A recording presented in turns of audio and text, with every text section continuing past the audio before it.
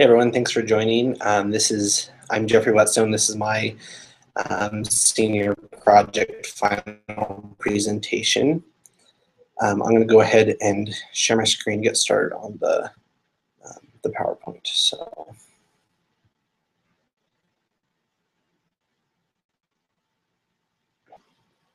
All right, so we've got, so like I said, it's my final presentation. I decided to do my project in web development. For my senior project, I planned to decide, or I wanted to do something in web design because that's where most of my interests are. But I don't have the sufficient training or experience in web design that I would have liked to in order to do a project on it. And so I decided to just do a web development project, since I've done a lot more web development and coding things at the back end. So for my project, I decided to build a resume type of site. So I kind of revamped my website, but I decided that I wanted to focus more on the web application side of it. And so I just used a template to build my homepage, and then for the actual project, I created a web application that web page. So for my project, the main part of my project, I decided to design a web application that uses the mean stack, and so that's Angular, JS, Node.js, Express.js, and MongoDB. It's the Mongo database. And so at the beginning, I kind of struggled with deciding on what I wanted to build that I could prove to deliver the things that I've learned and the different technologies that I was researching. And so what I decided to finally build was a web application that I'll talk about here in a minute. So I'll go through the technologies that that are in the mean stack, just to so you have a clear understanding of what's exactly going on. So AngularJS is a tool that's really responsive. It creates the web page that is extremely responsive, and it's really fast at updating and pulling information from the server. And so how it works is it takes a user request from the web page and then requests it from the server, and then it will it displays that new information to the user. And so there are a lot of helpful resources that make AngularJS really easy to learn, and that have like really interactive tutorials and things like that. And so AngularJS is a pretty simple technology to learn. So then there's Node and Express.js. These exist on the server. They're the communicators between the client side and the database. And so what they do is that Node, it communicates with the client side, so Angular, and the server. And so it sends back and forth information from the client to the server. And then Express, sorry. So that's wrong on there. So it's actually Node communicates with the database, and Java or Express communicates with Node. And so there's actually a document or an image here, and then a couple next slides that shows that. So MongoDB is the database. It's a non-relational database, unlike MySQL or other relational databases like that. And so what it does is, instead of storing information in tables and rows and columns and things like that, it stores it in documents and collections. MongoDB is very useful when building a large-scale app with lots of users because of its extensibility. There's a lot of new really efficient sites that like stores, I think Amazon and MongoDB, and so it's really extensible, and it allows the ability for the developers to make an application that has a lot of users at the same time. And so here's the picture I was talking about. So Angular, it sends information it sends AJAX information to Express, and then Express returns the JSON. And then when that AJAX comes down to Express, Node uses JSON to the database, and then it comes back as JSON as well. And so that's the structure of these four technologies, how they work together and how they process. So the application that I created is called BlogShare. It's an application that I developed. It's the CRUD mean stack application. So CRUD is it just means create, read, update, and delete, and then mean is obviously the combination of all the technologies. And so it allows, what the application does, it allows users to post blogs and then create a link that they can click on it, and it goes to that blog. And so it has a way of allowing users to like crowd sharing blogs, so you can find other people's blogs easier and things like that. And it actually has user registration, so you can register an account and then log in with that account. And then there's restrictions on those accounts, so you can't edit anything else someone creates, and you can't create something like under someone else's name or anything like that. And so comments can also be left on the blog as well. So what we're going to do here is I'm going to show a demonstration of the application. So I'm going to pull up. So here it's actually, I think, okay, yeah. All right, so oh, that's not gonna work. Sorry, I need to start the database first. And then, so this this command is just a command that starts the MongoDB database, and so it's starting, and then it's going to sit there, wait, and listen for a connection on port 33,000, I believe. And then, so that should work. All right. So then we're going to go.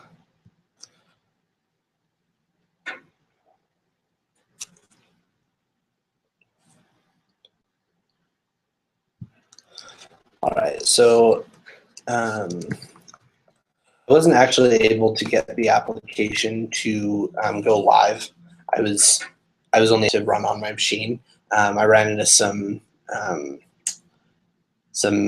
issues when I was trying to put the database into the cloud and link everything, and then use it to onto a web server.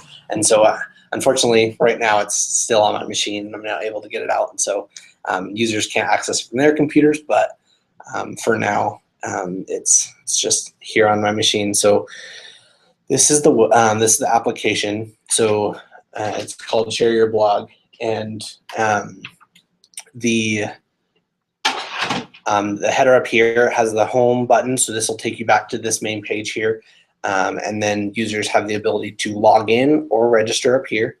And then also, when you first load the page, in order to make any updates, any changes, anything like that, you have to log in or register, and so that note's there. And so what we're going to do is I'm just going to show register here. We'll just create a user really quick. And so now that I've got this new user created, I'm able to see the add blog button, and I'm able to view all the other blogs. When you don't log in, and you're able to still click on the links and still view the blogs, but in order to add any functionality to be able to use it and update and things like that, you have to register. And so you can these are links, so you can actually click on these links, and it takes you to a website or a blog. And these are just URLs that I just entered in here.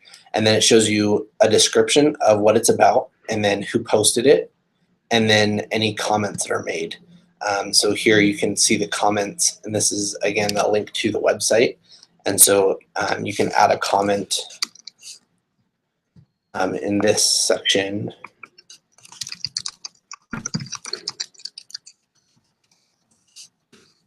And spell. And then, So then that updates it to the database. So we can see here that it's posting this information to the database. And so if you guys notice how fast that was when it's switching, when it's posting that information and then switching and going back and forth, and that's the Angular working asynchronously and then processing that information extremely quickly. And so when it helps a lot when you have a ton of users trying to use the exact same application, it can, when you don't have that process that happens so fast, then it causes a lot of lag, and then users get frustrated and they decide that they don't want to use the application. And so it's really helpful, and it's really it creates a user-friendly environment when it updates so fast. And so here I'll show adding a blog. So I'll do my blog, and then I'm just gonna put and the users can add a description. It can be rather lengthy if the user wants it to, if this wants to work for me. Yeah, it's not wanting to work for me, but you can expand that, and then it adjusts according to how much text is in the box. And so when you submit it, so it posts it, and then it organizes all of the blogs according to voted. You can also downvote it, and so the most popular ones will be at the top because people enjoy reading that one more, or it's just the one people prefer. And so you can upvote and downvote them by clicking on these, and it organizes them according to how they're upvoted, and it also reflects that here. And then also the other feature is you're able to delete a post that they made. And so that feature is populated when you're logged in and then you hover over your post. So since I created this user, all of these, they don't allow that function because that user didn't create that post. But then when I hover over my blog, the one I just created with this new user, I have that option to remove that post, and then it just disappears. And then it's removed and deleted from the database. And so that's kind of the function of it. So anyone wants to try it out, just toy around with it for a minute, just test out how the usability of it is. When I take a stab at it, you have to come over here. Here, I'll log out. Okay, go ahead.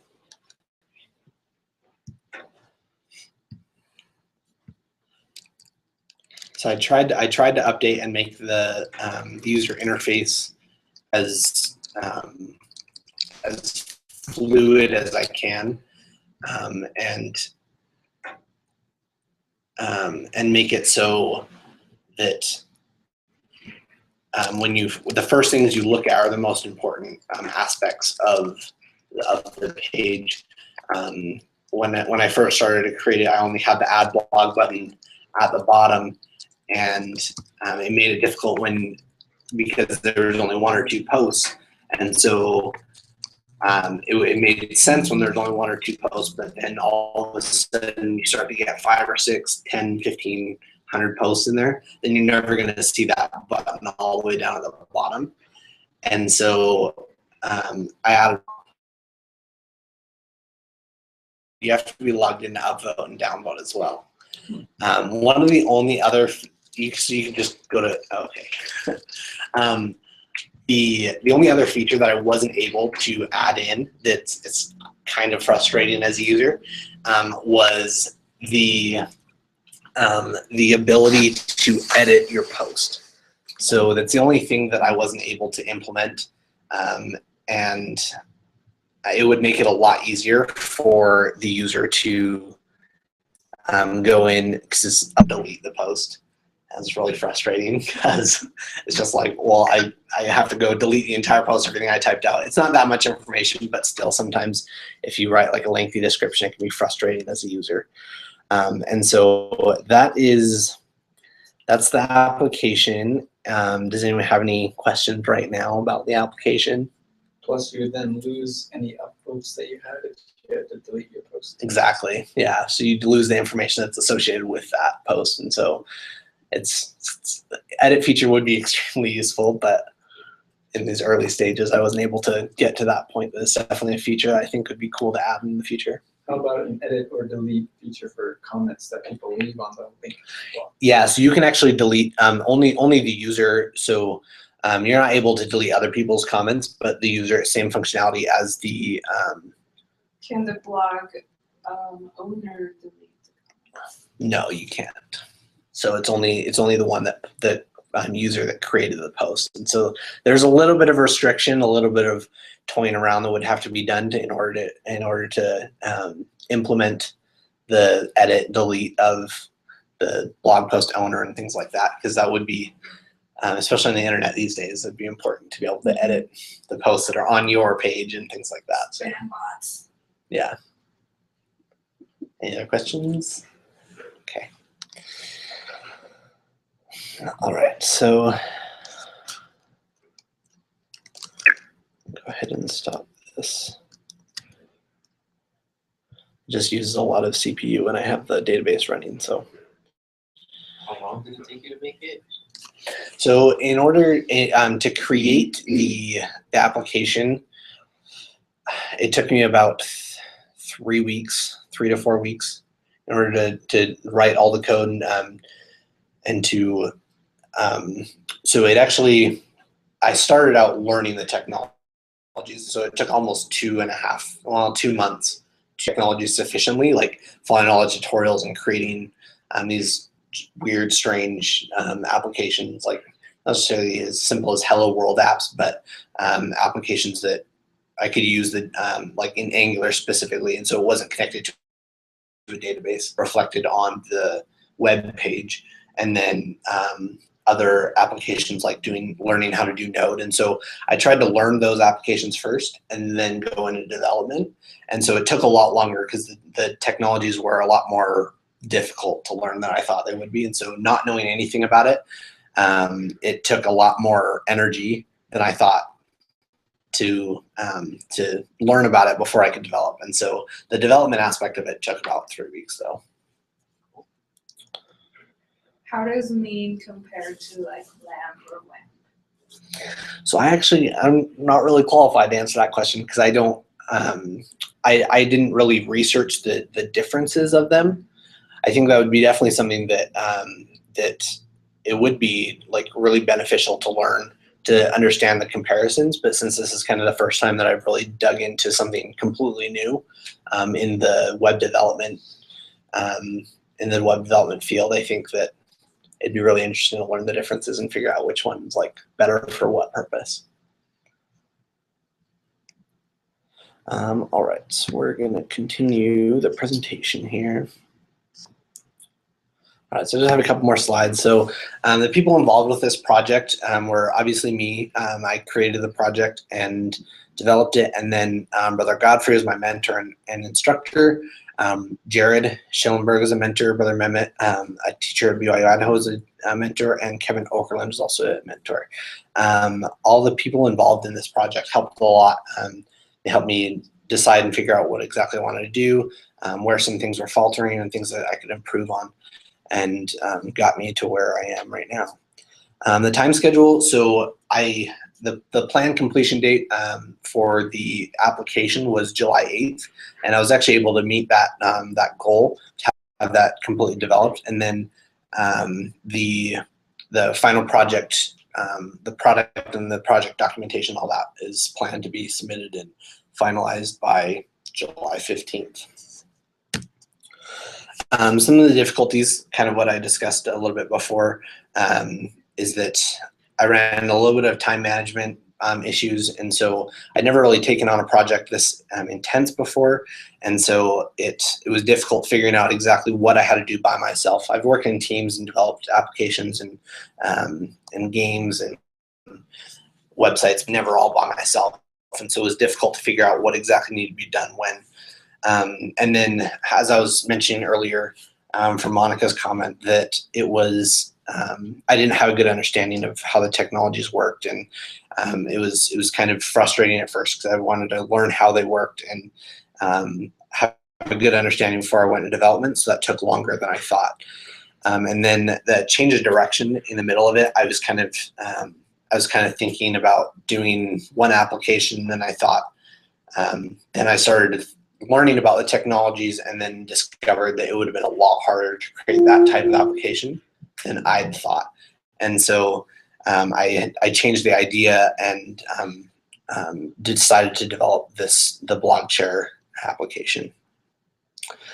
So overall, it's been a fantastic experience, and I've learned a lot about web development and different, not only specifically about the MeanStack technologies, but also about the time restraints and a lot about project management. And I've learned a lot about how to organize myself when I'm working solo on a project, and then also with the team, and trying to reach out to people that I feel uncomfortable reaching out to, and learning how to